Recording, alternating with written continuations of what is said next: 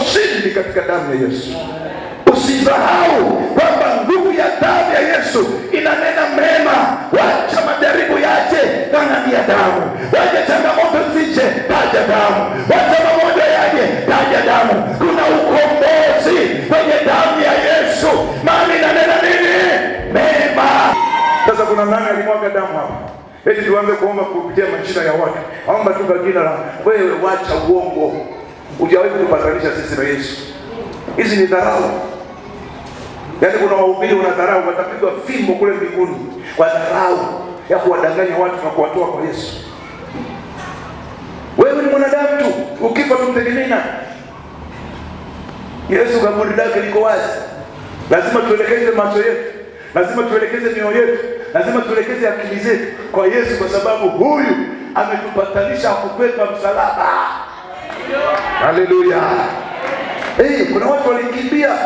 Kina Petro walikimbia wakajificha, lakini Yesu hakukimbia.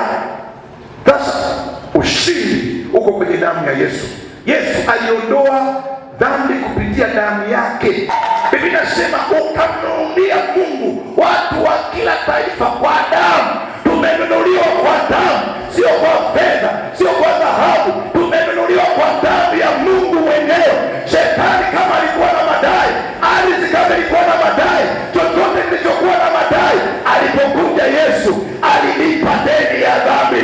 Hakuna deni, hatudaiwi, hatuhukumiwi.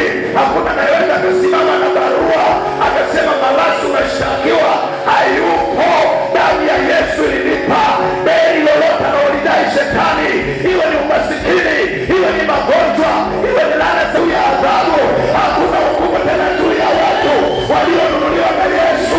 Tunatembea kifua mbele kwa sababu ya damu ya Yesu. Unapoitaja inanena mema. Wasipotezi matumaini yako. Acha majaribu yaje, lakini kuna damu imesimama inasema, wewe ni mwanangu ninayempenda. Wewe nilikuja nikakufia. Wewe Diakonia Vikusu, nimekwenda kukuandalia mahali. Nitakuja nikuchukue, nikupeleke nilipokuandalia. Haleluya. Inanena neno. Tunahitaji damu kwa sababu ndani ya damu ya Yesu kuna chembe-chembe ya uhai ya kusafisha, inayosababisha hewa, inayosababisha kuishi. Ikikosekana hiyo chembe-chembe, watu wanakufa. Na ndivyo hivyo